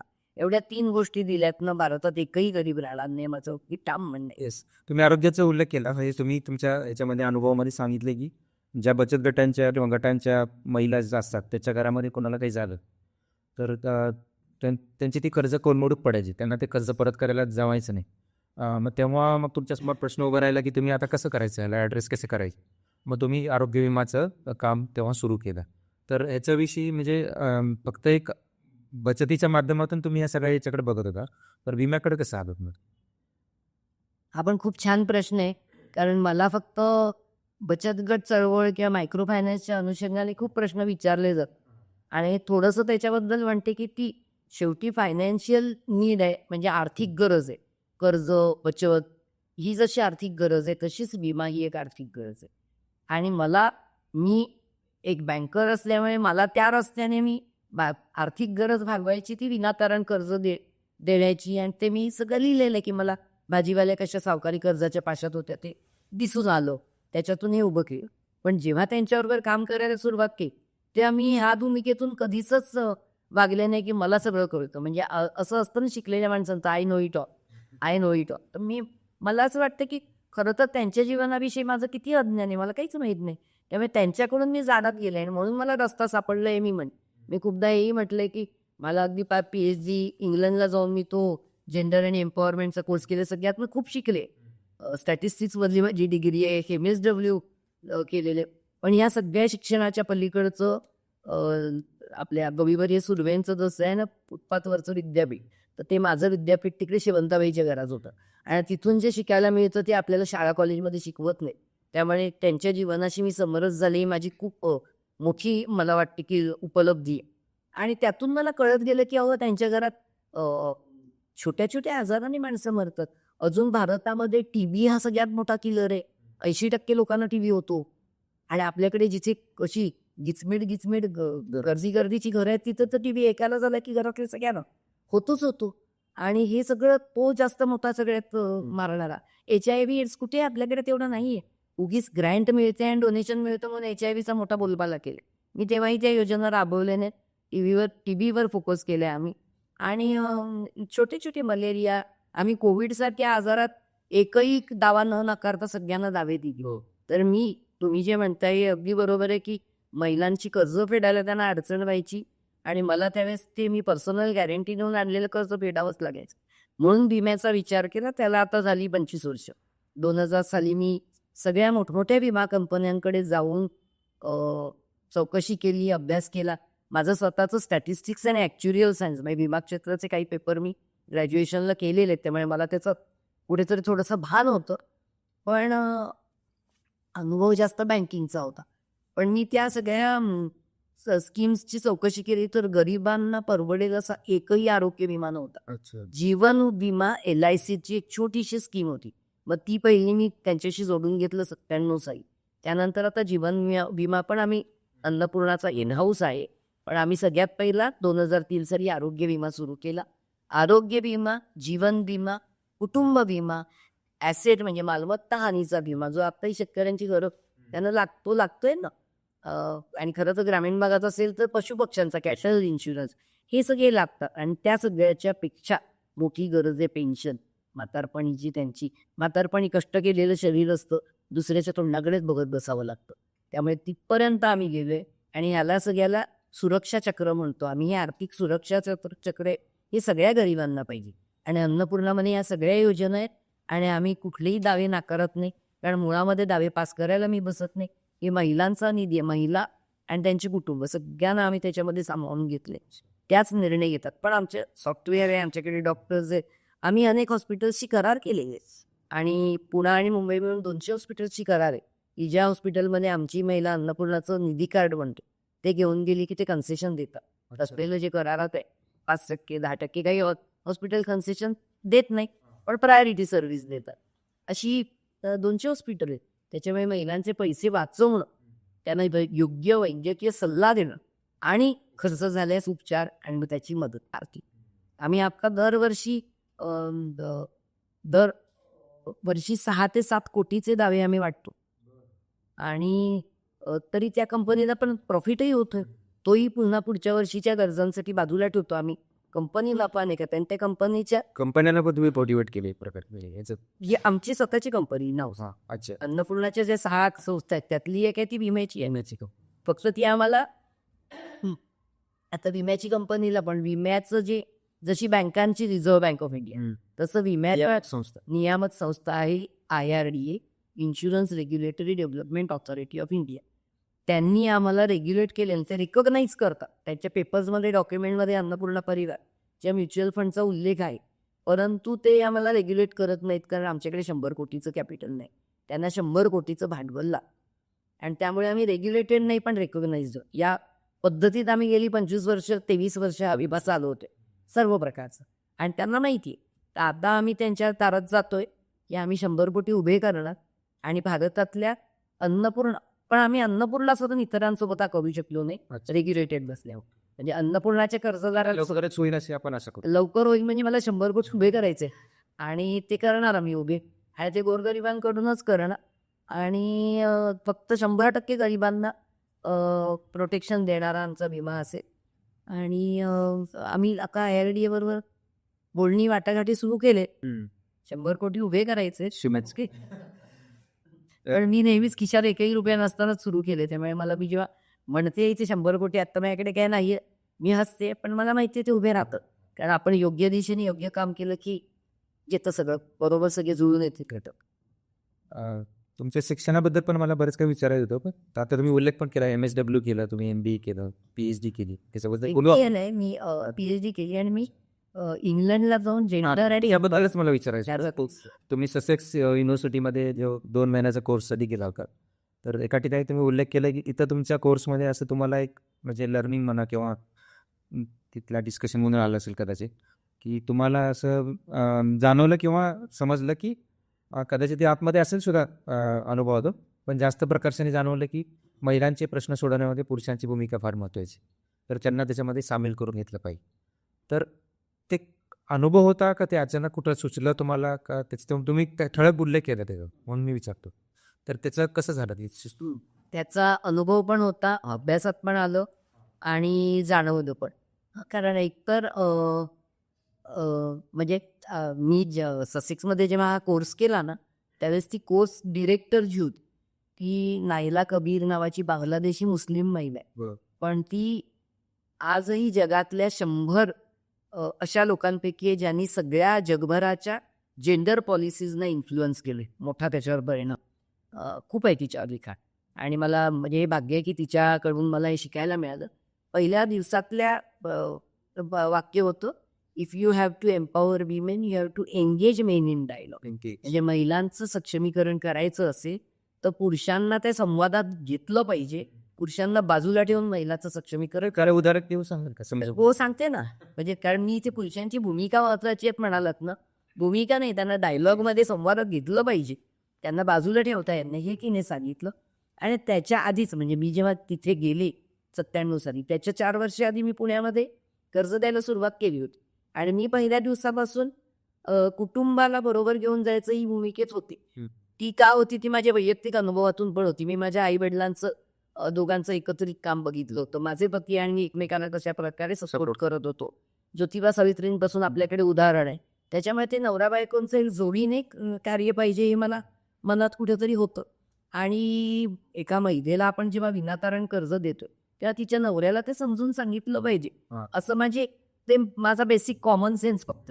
त्यामुळे मी पहिल्या दिवसापासून महिलांना कर्ज देताना पतीसह बोलवायचे. म्हणजे सुरुवातीला काही महिलांनी हे पण सांगितलेलं की नवऱ्याला घेऊन यायचं असेल तर आम्हाला नको. मी म्हटलं नाही घेतलं तरी चालेल, यायचं तर नवऱ्यासकट यायचं. मग काही जणी म्हणायचे ते दारू पितात, दुसरी बाई ठेवली आहे, जे असेल जे असेल मला त्याच्याशी बोलायचं आणि यायचे मग नवरे. मी पण घरी जायचे, त्यांच्या प्रश्न विचारायचे ते. आणि मी त्यांना समजून सांगायचे की हे हे कर्ज आता ही तुमची पत्नी घेते, तुम्हाला हे माहिती आहे का की या तिच्या बरोबर या 4 जण आहेत, त्या सगळ्यांना ती जामीनदार आहे, हे तुम्हाला कळलंय का? मग हे पैसे सुरुवात मी इथून करायचे की हे पैसे तुमच्या घरातच खर्च होणार आहेत माहिती आहे ना, काय करणार तुम्ही दोघांनी मिळून चर्चा केली का? निर्णय काय घेतला, कशात घालायचे? मग ते हळूहळू ते त्यांना एकाएक मी हे बघितलं की त्यांना फार आनंद व्हायचा की माझ्यासारखी शिकलेली महिला त्यांना भाऊ दादा करून मारून बोलते. मग त्यांना खुर्ची बसायला दिली जाते, बायको आणि ते शेजारी शेजारी खुर्चीवर बसतात. तर ह्याचा त्यांना खूप आनंद वाटायचा आणि ते खुलून बोलायचे. म्हणजे मी असेही बघितलेच नवरे, म्हणजे तो थोडासा पिऊन आलेत असला तरी तोंडावर रुमाल घेऊन की ताईंना वास नको जायला, मला कळते आणि तोंडावर रुमाल का भरलाय, पण तो तोंडावर रुमाल पण सांगायचा. मग काही नवरे तर नंतर आमच्या मुली रिकव्हरीला गेल्या की ते प्यायलेला असेल बाहेर पडेल तरी ताई तुमचा हत्ता काढून ठेवलाय बरं का, त्याचे नाही पे. म्हणजे इतकी त्यांना ती जबाबदारीची एक जाणीव तयार होती. आणि आजही आमच्याकडे अन्नपूर्णात हे चित्र आहे की कर्जाला येण्याआधी आम्ही त्याला लोन ओरिएंटेशन म्हणतो, त्यात त्या महिला आणि तिच्या गटाशी 3 वेळा बैठका होतात आमच्या वेगवेगळ्या लेवलच्या फील्ड्सचा. पण पतीबरोबर शेवटची बैठक झाल्याशी कर्जाची हे नाही केलं जात, खात्यात जमा नाही केलं, त्यांची सही घेतली जाते, त्यांच्याशी चर्चा केली जाते. नवरा बायकोनी दोघांनी म्हणून घरात निर्णय घेतलाय ना हे बोललं जातं आणि त्याला आम्ही महत्त्व देतो. आणि त्याच्यामुळे आमची रिकव्हरी 100% हे आधी पहिलं त्यातनं मिळालेलं यश. आणि दुसरं हे की तो नवराही हळूहळू त्यानं तिच्या जी काही प्रगती आहे, विकास आहे, त्याच्या प्रक्रियेत कुटुंबावर येतं. म्हणजे नवरा तिकडेच कितीतरी महिला सांगतात पहिल्या कर्जाला आले तुमच्याकडे तेव्हा दहीबाई मारायचे. म्हणजे एका तर आमच्या लीडर ज्या आमचे प्रतिनिधी म्हणून आहे त्यांच्यातल्या एका महिलेने जे मीटिंगमध्ये सांगितलेली गोष्ट आहे की त्या वस्तीतलं जे काही एक मजल्याचं असं छोटंसं घर असतं त्याच्या वरच्या मजल्यावरून नवऱ्याने फेकून दिली होती रस्त्यावर खाली, भाजीत मीठ कमी घातलं म्हणून. इतक्या प्रकारचे म्हणजे इतक्या किरकोळा जरा चुकीला इतकी मोठी शिक्षा करायची. पण ती म्हणाली आता एकदम कोपऱ्यात बसून खातात, मीठ कमी पडो जास्त पडो. त्यांना तर कळलंय माझ्यामुळे घर किती वर आलंय, माझ्यामुळे कर्ज मिळतं. मुलं पण सांगतात काय मम्मीने किती कष्ट काढले बघा. तर यामुळे आता म्हणजे त्या विकासाच्या प्रक्रियेत कुठेतरी त्या नवऱ्याचं पण परिवर्तन होतंय ना.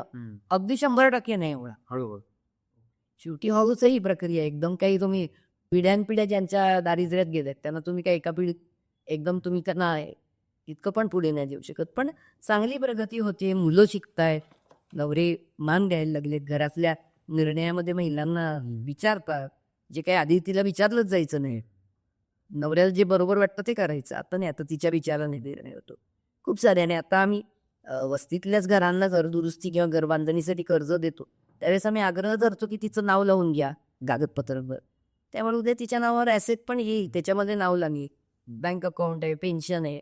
पेन्शनमध्ये उलट महिलांच्या नावाने खातं उघडतो आणि विचारतो नवऱ्याला घ्यायचंय का? मग नवरे आनंदाने सहभागी होतात. म्हणजे तुझा मृत्यू आधी झाला तर नवऱ्याला पेन्शन मिळेल, त्याचा झाला तरी तुला मिळेल. अशा पद्धती पेन्शन योजनेत सुद्धा आम्ही शेवटपर्यंत नवऱ्याला धरूनच तिला ठेवले. त्यामुळे चांगलं त्याचा आम्हाला विकासाचा मी प्रत्यक्ष अनुभव पण आणि शिकले पण. आणि त्याच्यात विकासाच्या त्या पथावरती कुटुंबाचा विकास होतो हे नक्की आमचा अनुभव आहे. म्हणजे तुम्हाला ते ससेक्स विद्यापीठात जे गवसलं ते तुम्ही आधी केलेलंच होतं, फक्त तुम्हाला ते एक सैद्धांतिक मांडणी तिथं समजून. तुम्हाला आता थोडं शिक्षण विषयावर जरा विचारायचं होतं. म्हणजे तुम्ही MSW केलं किंवा PhD केली, तुम्ही बहुतेक हे जे निधी दिले जातात मायक्रो फायनान्समध्ये त्याचे वेगवेगळे संस्थात्मक पातळीवर नाबार्ड असेल, सिडबी असेल, ग्रामीण बँक असेल, त्याच्यावर तुमचा PhDचा अभ्यास होतो. पण त्या विषयाबद्दल मला नाही विचारायचं. पण पुणे विद्यापीठ आहे, मग तुम्ही कर्वे संस्थेमध्ये बहुतेक MSW केलं, तो एक तुमचा विद्यार्थी दशेचा काळ. आणि आजकाल तुम्ही National Institute of Bank Management आहे, Tata Institute of Social Science आहे किंवा अनेक नामांकित संस्थांमध्ये शिकवण्यासाठी जाता. तर शिक्षण क्षेत्राचं बदललेलं स्वरूप आणि शिक्षणामधले काय चॅलेंजेस तुम्हाला दिसतात आणि तुमचं स्वतःचं का तुम्ही सगळे पातळ्यात पाहिलेले आहेत. तुम्ही संशोधन केलेलं आहे, तुम्ही नामांकित संस्थांमध्ये डिग्र्या घेतलेल्या आहे आणि नामांकित संस्थांमध्ये शिकवता पण आणि संशोधनासाठी मार्गदर्शन पण करता. आणि एक व्यापक पटावर तुम्हाला शिक्षणामध्ये काय बदल व्हावेसं वाटतं किंवा काय आव्हानं आहेत असं वाटतं? खूपच शिक्षण क्षेत्र बदललंय नक्की. म्हणजे मी अगदी थोडं थोडं टच करेन. मी मुंबई बांगोन विद्यामंदिरसारख्या शाळेत शिकले आणि तिथे माझा 7वीची स्कॉलरशिपची परीक्षा पास झाली. संपूर्ण 1ली ते 10वी यापर्यंतचा माझा शिक्षणाचा खर्च 1000 रुपये असेल. 1ली ते 10वी. त्याच्यामध्ये मी चांगल्या प्रकारे शाळा पास होऊन बाहेर आले. आणि आजचा मुलांचा खर्च काय आहे बघा तुम्ही. 1000 रुपये तर आठवड्याला पुरणार नाहीत. त्याच्यानंतर रामनारायण रुईया कॉलेजसारख्या मुंबईतल्या प्रथितयश कॉलेज, आजही त्याचं नाव एवढं मोठं आहे. तिथून मी स्टॅटिस्टिक्स, ॲक्च्युअल सायन्स, इकॉनॉमिक्स अशी घेऊन डिग्री घेतली मुंबई विद्यापीठाची. आणि अतिशय छान अनुभव होता. म्हणजे आमचे प्राध्यापक इतके छान होते, विषय वेगळेच होते, तरी चांगलं शिकवलं जायचं. म्हणजे शाळा कॉलेजमध्ये खर्च नव्हताच जास्त आणि गोडी वाटायची शिक्षणाची. म्हणजे जावं वाटायचं. क्लासला कुठलाच क्लास कधीच लावला नाही. कुठल्याही क्लासमधनं मला कोणी शिकवलेलं नाही. शाळा आणि कॉलेजमधनंच शिक्षण पुरेसं मिळालं. तर हा एक अनुभव आहे. आज तुम्ही बघा मुलांना शिकवणीचा वर्ग लावल्याशिवाय काही करता येतं का? खर्च किती आणि ते शिकवणी वर्ग किती. त्याच्यानंतर मग पुढे माझी 12 वर्ष बँकेत नोकरी होती. त्यावेळेस असं शिक्षण नव्हतं. अर्थात बँकेने मला पाठवून मी सेंट्रल लेबर इन्स्टिट्यूट आहे कुठल्याला, तिथनं लेबर लॉचा 3 महिन्याचा डिप्लोमा पण केला. तोही मला अतिशय चांगल्या प्रकारे केला. त्यामुळे लेबर लॉ, लवाद आणि कामगारांचे प्रश्न ह्याच्यामधलं पण ज्ञान प्राप्त झालं. मग 12 वर्षांनी बँक सोडल्यावर मी तोपर्यंत पुण्यात पण आले होते. मग मी MSW कर्वे इन्स्टिट्यूट पुणे विद्यापीठाचं केलं. पण तेव्हाची कर्वे इन्स्टिट्यूट आणि आजची ह्याच्यातही खूप फरक पडला. तेव्हाची कर्वे इन्स्टिट्यूटमधले जे प्राध्यापक होते त्याच्यापैकी भरपूर सारे समाजवादी विचारांचे होते. त्यांना खरोखर म्हणजे मी तर त्यात खूप मोठी विद्यार्थिनी होते. म्हणजे ते माझ्या वयाचेच होते. त्यामुळे मला विद्यार्थिनीपेक्षा मैत्रिणीसारखाच दर्जा मिळाला. पण माझ्या वर्गात 20-21 वर्षाची ग्रामीण भागातून आलेली मुलं होती. मी त्यांना माझ्या नोट्स द्यायचे. ती पास व्हावी म्हणून ती सगळी माझ्याकडे येऊन तुझ्या नोट्स दे, म्हणजे आमचं असं पद्धतीने मी मदत करत असायचे. आणि सगळे प्राध्यापक त्यांना खूप मदत करायचे. म्हणजे त्यांची जी धडपड असते ग्रामीण भागातल्या विद्यार्थ्यांची, त्याच्यातून त्यांना पुढे आणण्यासाठी आम्हाला सगळ्यांना तळमळ वाटायची. आजचं ते चित्र पूर्ण तीच इन्स्टिट्यूट आहे. म्हणजे सार्वत्रिक चित्र आहे. अगदी. म्हणजे पण आता काही कोणाला पडलेलं नाही, तो येऊ दे, कष्ट करू दे, ती पोरगी काय त्यांचं डिग्री घेतात, बाहेर जातात. नाही आहे ती इन्व्हॉल्वमेंटच नाही आहे, प्राध्यापकांची नाही आहे, मॅनेजमेंटची नाही आहे. आणि PhDच्या वेळेसचा ते तुम्ही म्हणजे 20 वर्षापूर्वी केलं मी खूपच मोठी विद्यार्थिनी होते. तिथले निगेटिव्ह अनुभव की मी दुसऱ्या लोकांच्या PhDच्या रट्ट्यावरती पाय ठेवून शिडीसारखे वर चढताना ती बघितले विद्यापीठातले कर्मचारी. आणि मग मनाशी म्हणायचे ते माझे थिसीस तिकडे पडलेला असेल आणि त्याच्यावर बुटाचे पाय घेऊन चढणार एक दिवशी. पण मी म्हटलं मला माझ्या कामासाठी हा अभ्यास करणं गरजेचं आहे. मी जेवढी मोटिवेटेड होते ते पूर्ण करू शकले. आत्ता काल परवा मी पेपरमध्ये बातमी वाचली, रिसर्च क्षेत्रात इतकी घट आहे, कोणी PhD करायलाच पुढे होत नाहीये. केवढी निराशा आहे, केवढी माघार आहे, केवढी म्हणजे मागे मागे चाललोय आपण शिक्षण क्षेत्रात. आणि इन्स्टिट्यूटमध्ये प्राध्यापकांमध्ये ती त्या प्रकारची गुंतवणूक दिसून येत नाही.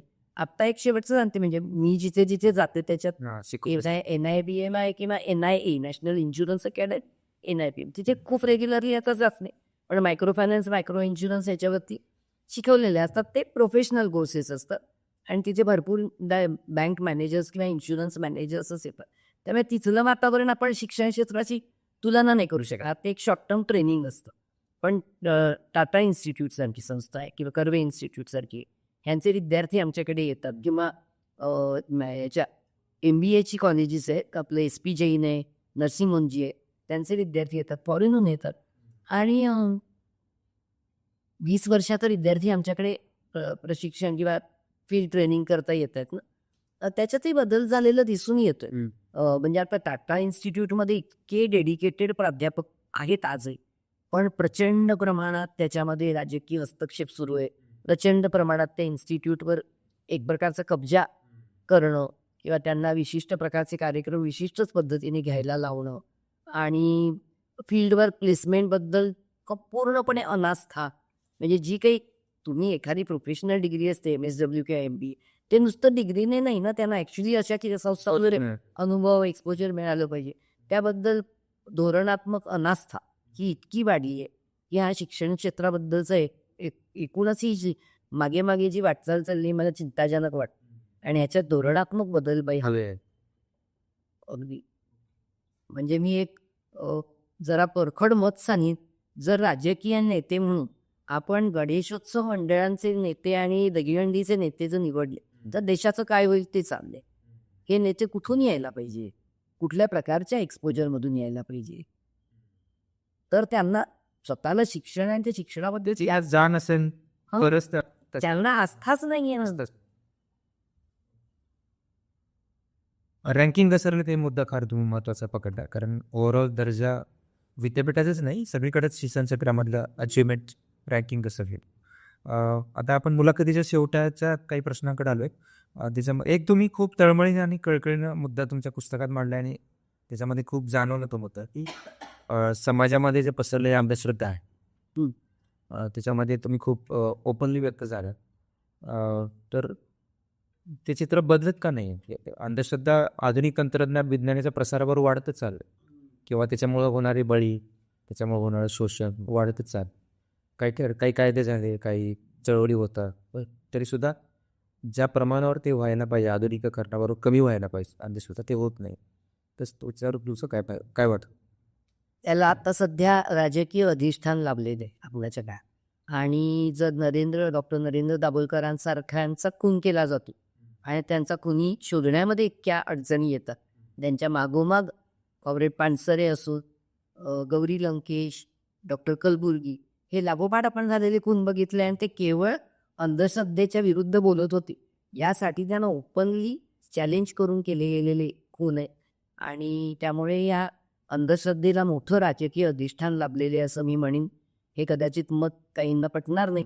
आणि मला स्वतः म्हणजे मी अंधश्रद्धा निर्मूलनाची मला प्रत्यक्ष अन्नपूर्णाच्या कार्यामुळे सगळीकडेच खूप सहभाग नाही घेता आला, पण मी आजही दरवर्षी डॉक्टर नरेंद्र दाभोलकरांच्या नावाने जे 20 ऑगस्टला मार्क निघतो, शक्य असेल त्या मी जाते. डॉक्टर हमीद मुक्ता यांच्याशी संपर्कात असते, अविनाश पाटील सुद्धा. आणि मला तो प्रश्न खूप कळकळीचा वाटतो. आणि एवढे मोठे कायदे डॉक्टर दाभोलकरांनी पास करून घेतले. पण कसं आहे ना, तुम्ही सरकारी पातळीवरच जर तुम्ही आता मनुस्मृती शिकवायला निघालाय किंवा तुम्ही जर का डार्विनचा सिद्धांत अभ्यास त्याकडे मग डार्विनचा सिद्धांत कुठे राहिला आणि आपण आलोय कुठे? आणि आत्ता आपण जर विद्यापीठांमध्ये होम हवनापर्यंत गेलो आणि राष्ट्रपती आदिवासी किंवा दलित असतील तर त्यांना अमुक एका पूजेला तिकडे बसवलं जात नाही, या पद्धतीची जर सरकारी पातळीवरून जर का तुम्ही समाजातल्या अंधश्रद्धा, रूढी, जातपात या सगळ्याला तुम्ही आता बढावाच देताय, असं चित्र आहे. अशी कशी दूर होणार अंधश्रद्धा? त्याच्यामुळे मी तर संपूर्णपणे अशिक्षित महिलांच्यात आयुष्यभर काम केलं आणि मी त्यांच्यात नेहमीच अंधश्रद्धा दूर करण्याबद्दल जेवढं काही मला पसरवता आलं तेवढं पसरवलं. मी उदाहरण सांगते की अन्नपूर्णाचं मी काम 8x8च्या खोलीत घरात सुरू करू. पहिलं ऑफिस घेतलं ते स्लममध्ये घेतलं होतं कर्वेनगरला. येतो सगळा प्रवास. नंतर शुभम इथे हायवेला एक बिल्डिंग घेतली, ती कमी पडली, ही घेतली.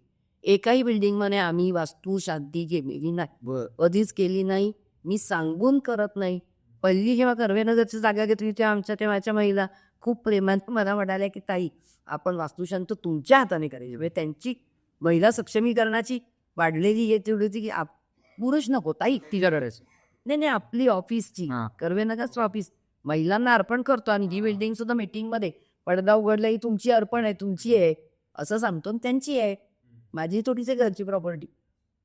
तर ते कर्वेनगरचं तेव्हा काय आम्हाला असं स्क्रीनवरती वगैरे नाही, पण तेव्हाचे जे काही मेंबर होते 1200-1500 त्यांना बोलवून जे दाखवलं त्यामध्ये आता याची आपण वास्तुशांत करायची, पण म्हणजे पुरुषाच्या आकाराने नाही, तुमच्या म्हणजे त्यांची महिला सक्षमीकरणाची अल्टिमेट भावना कुठे की ताई बाई असून ताईंच्या हाताने ती जेवण मला करायचीच नाही, माझ्याने हाताने करायची, पुरुषाची नाही. का तशाला करायची पूजा? नाही, वास्तू शांत होते. म्हटलं वास्तू कधी खराब असते? वास्तू शांतच असते. आपण चांगलं काम केलं की शांत राहते वास्तू.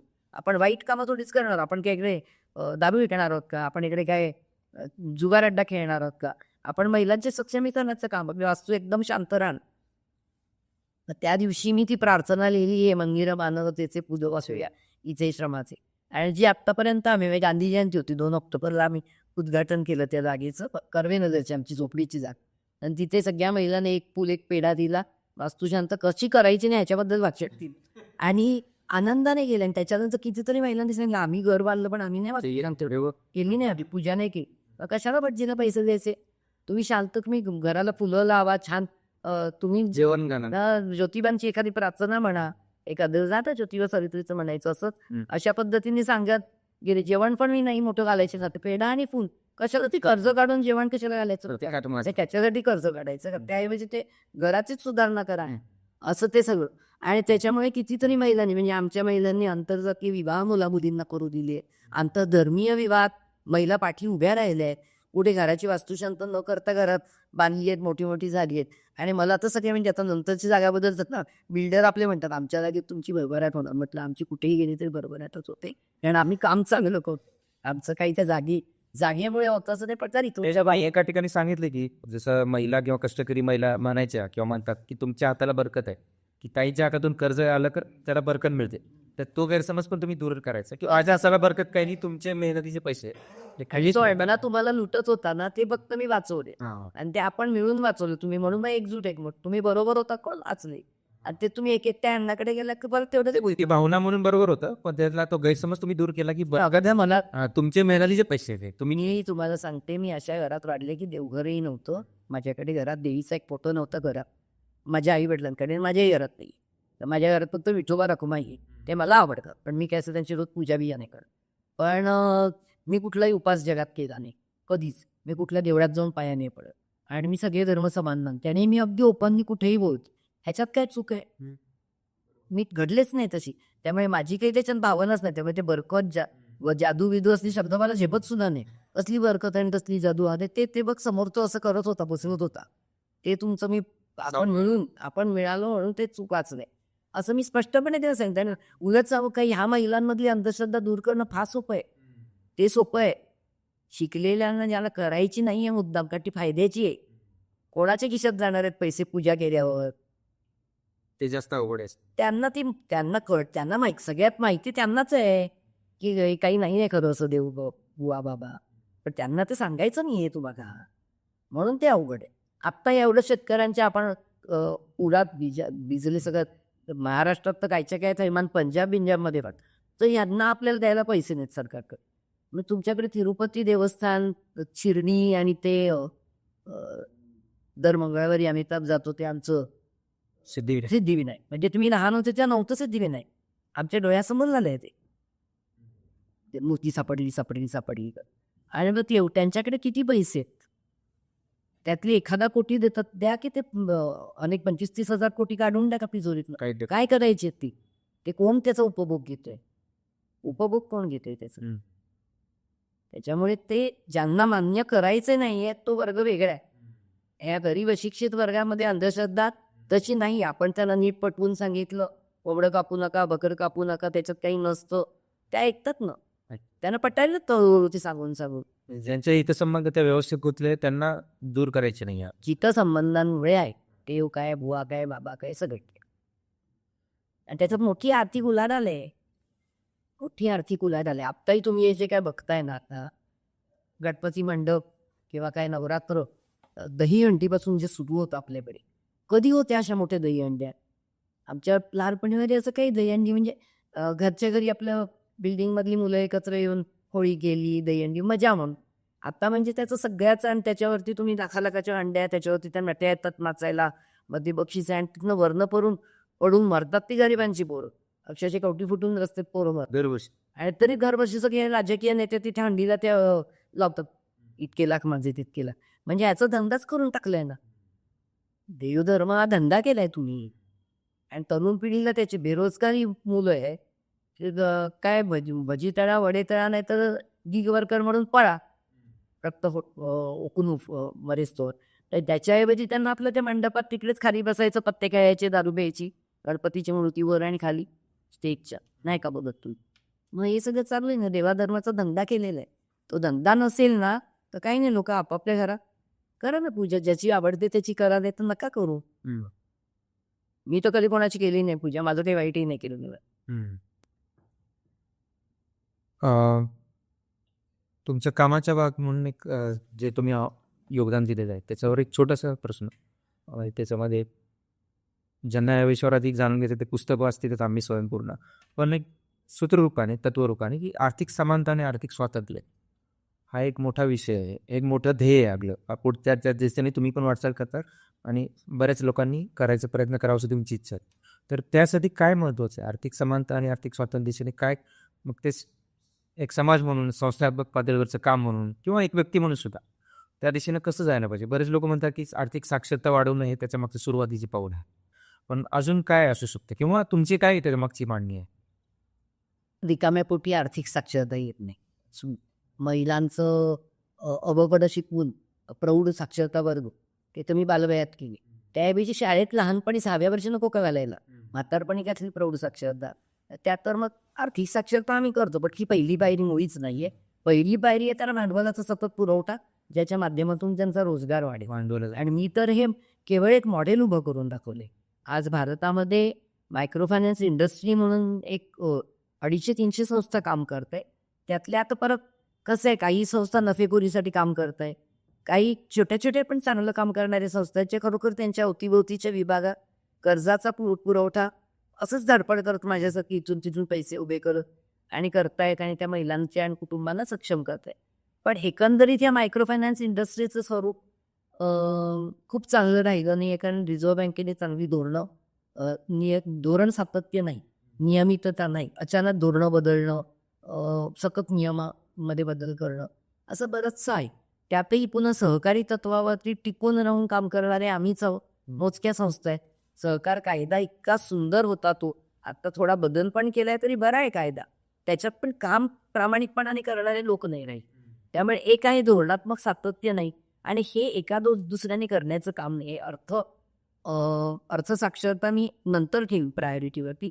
अर्थपुरवठा सातत्याने वाजवी दामाने अर्थपुरवठा करणं आणि प्रत्येक व्यक्तीला त्यांच्या गरजेला त्याच्याप्रमाणे अर्थपुरवठा होणं, त्याच्यासाठी जी काही व्यवस्था पाहिजे ती सरकारी आणि धोरणात्मक पातळीवरूनच व्हायला पाहिजे. एक NGO किंवा एक मायक्रो फायनान्स संस्था अख्ख्या भारताचा बदल नाही करू शकत. आपले प्रश्न खूप मोठे व्यापक आहे. एवढा मोठा समाज आहे, एवढी मोठी 140 कोटीची लोकसंख्या आहे. त्याच्यामुळे तिथे धोरणं पाहिजे. काही संस्था चांगलं काम करतायत, काही नफेखोरी करतायत, बँका पोचत नाही आहेत, हे चित्र काही फारसं बदललं नाही. त्यामुळे तिकडे तुम्ही म्हणजे अर्थसाक्षरता पुरवणं गरीब अशिक्षित महिलेला, म्हणजे बुडणाऱ्याला काठावर पुस्तक वाचून दाखवायचं कसं पोहशी, काही चुकीचं आहे. तिला अर्थपुरवठा द्या, मग ती अर्थसाक्षरता शिकवावी लागत नाही. आमच्या महिला अन्नपूर्णा बरोबरच्या चालत आता 14-15 कर्ज त्या सांगतात, पहिल्या कर्जात हे केलं, दुसऱ्या कर्जात आता मी पुढच्या कर्जात ते करणारे, हे करणारे. त्याबरोबर त्यांचं प्लॅनिंग, त्याने केवढं मोठं प्लॅनिंग केलं अन्नपूर्णावर, त्याला माहिती आहे. आणि माहिती मध्ये रस्त्यात मला आजारपण आलं तर अन्नपूर्णा मदत देणार, घरात मृत्यू झाला तर मदत मिळणार, पुराचं पाणी बिणी उचलं, टेकडी कोसळली, मदत मिळणार. आणि पेन्शन आहेच अन्नपूर्णाची, मग त्याबरोबर चालल्या रस्ता.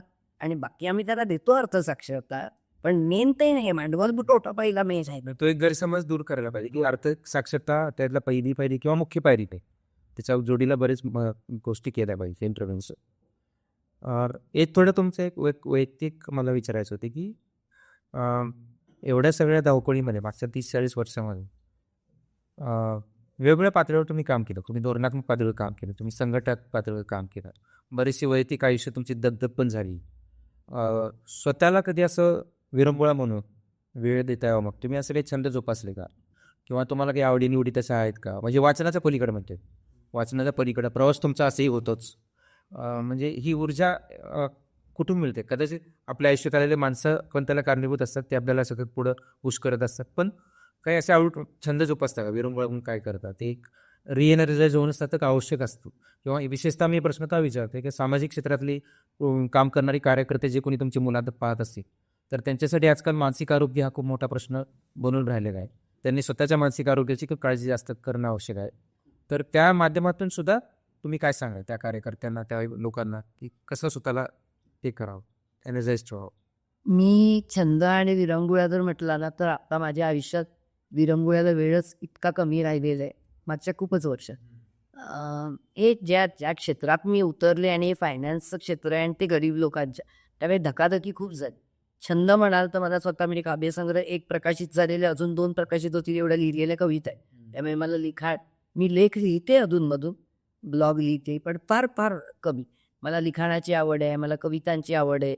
मी चित्रकला अतिशय चांगली काढत होते. आत्ताही माझ्या घरात माझी पेंटिंग्ज आहेत छोटीशी जुनी लावलेली. आता ते सगळं आता काही नातींबरोबर खेळताना थोडी चित्र काढलीच तर एवढीच. आता तो तसा मला वेळच मिळत नाही. पण हे छंद मी बाजूला मला गायचा छंद होता. आम्ही जय जय महाराष्ट्र माझा मी पट्टीच्या आवाजात गात होते.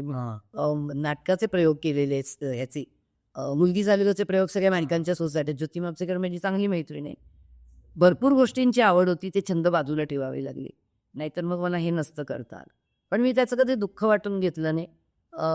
मी टी व्ही कधीच बघत नाही. मला टी व्ही बघायला कधीच वेळ मिळत नाही. त्याचंही दुःख वाटून नाही घेतलं. मी काही गोष्टी नक्की करते. एक तर पहिलं मानसिक आरोग्य माझं छान राहतं.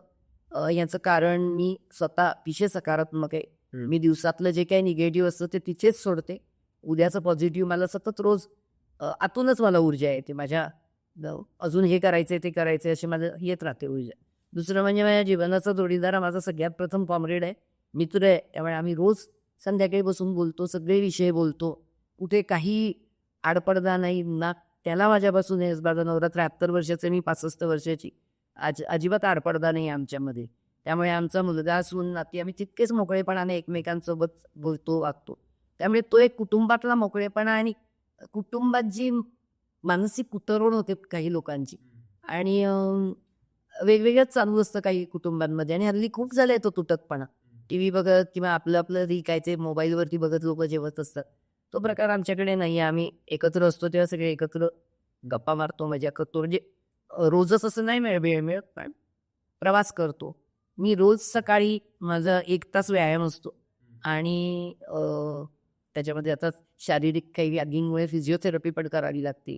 ते व्यायाम, शिवाय वॉक, या सगळ्या वेळात माझ्यासोबत गाणी असतात. सकाळी संगीत चालू असतं माझं. वेगवेगळं आहेत ते मी सगळ्या प्रकारचं आणि त्या नादात माझं चालू असतं सकाळी. सकाळी 1 तास तो स्वयंपाकाच्या सूचनाही चालू असतात. इकडे ऑफिसचेही व्हॉट्सअप चालू असतात. पण तो 1 तास सकाळचा ऊर्जा, गाडी, व्यायाम, शारीरिक व्यायाम त्याचा उपयोग होतो. मी काही मेडिटेशन वगैरे करत नाही. मी काही कुठले नमस्कार, चमत्कार काही करत नाही. सकारात्मक जे आवडतं मला असं वाटतं संगीत हे खूप जास्त सकारात्मक प्रकारचं आहे. मी सगळं ऐकते. मला क्लासिकल आवडतं. मी सवाई गंधर्व अजून काही तर किमान एकतरी गाणं ऐकायला जातं. रात्रीचं काय 10 वाजूत 11 वाजूत.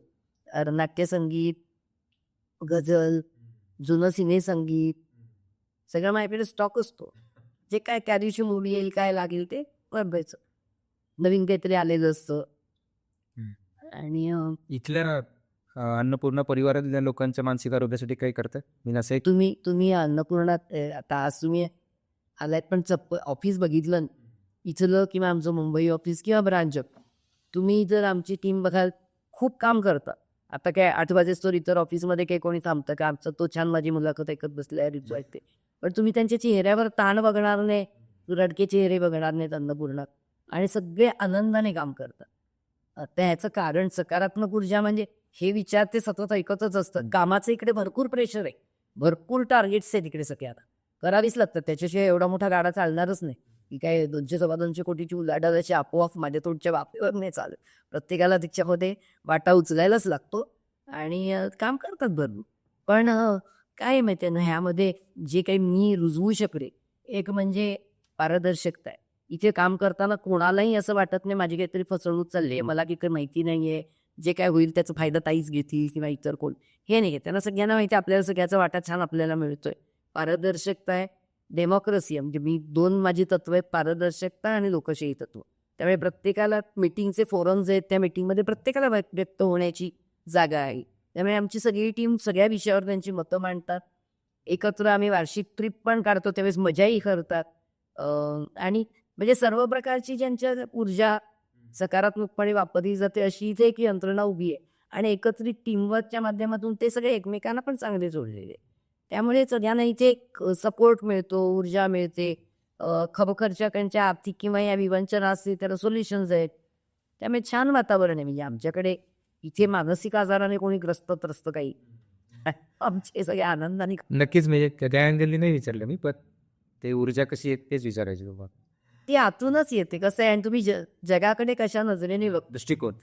आणि मी तुम्हाला एक सांगू का, म्हणजे सगळ्यात शेवटी हे जरा मजेचं वाटेल, पण माझ्या मनामध्ये साने गुरुजींचं खरा तो एकच धर्म जगाला प्रेम अर्पावे हे इतकं लहानपणे रुजले की ते माझं मी गुणगुणच असते. माझ्या मनात ते सारखं असतं. म्हणजे त्याच्यामुळे मला खूप असा भयंकर राग वगैरे कोणाचा येत नाही. खूपच वेड्यासारखं कोणतरी वागणे तर मी त्यावेळेस पुरतो ओरडते व मी नंतर सोडून देते. त्याचं त्याला विचारायला नाही कळत काय करायचं त्याचं. त्यामुळे असं तो जगाबद्दलचा एक राग असा पोटली असं नाहीच आहे. म्हणजे मी खूप छान जगले. त्यामुळे त्रास कामाचा घ्यायलाच नव्हतं. तुम्ही जर मोठं ध्येय उचललं तर तुम्हाला त्याचा त्रास काढावा लागेल. पण असं काही मला तो त्रास वाटत नाही आणि छान दिसायचं नाही. या सगळ्या अशा छोट्या छोट्या गोष्टी असतात. मला आत्ताही असं फुलं फुलपाखरू वगैरे बघितलं की मजा वाटते, आनंद वाटतो. मी असं माझ्या गच्चीतून असं बघून फोटो काढते कशाचा तरी. ह्या अशा छोट्या छोट्या गोष्टीतला पण आनंद घेता आला पाहिजे ना आपल्याला. सारखंच असं काही संकट उचलल्यासारखं डोक्याचं. तर खूप खूप छान. खूप बरं वाटलं तुम्हाला पुढं आणि छोट्या छोट्या गोष्टीतला आनंद आणि त्याचबरोबर मोठी स्वप्न घेऊन पुढे जाण्याचं धाडस, एक हिंमत बरोबर असावी असंही तुमचं बोलण्यातून आम्हाला मिळालं. तर मला वाटतं सुरुवातीला मुलाखतीची सुरुवात तुमच्या साने गुरुजी कथामालेपासून झाली होती लहानपणीची.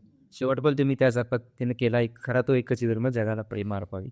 मला वाटतं हेच काम अन्नपूर्णा परिवार करत आहे. सगळ्यांचे संसार सांभाळत आहे, प्रेम देत आहे, मानसिक आरोग्य सांभाळत आहे आणि अनेक आयुष्यांना उभारी देत आहे आणि ते पुढं करत राहील. तुमच्या तब्येतीला पण शुभेच्छा. आमच्या या संस्थेला पण भरभराटीचे शुभेच्छा आणि सगळ्यांनी अन्नपूर्णापासून बरेच गोष्टी शिकण्यासारख्या अवलंबण्यासारख्या आहेत. त्यासाठी सुद्धा प्रेक्षकांना शुभेच्छा. धन्यवाद. धन्यवाद.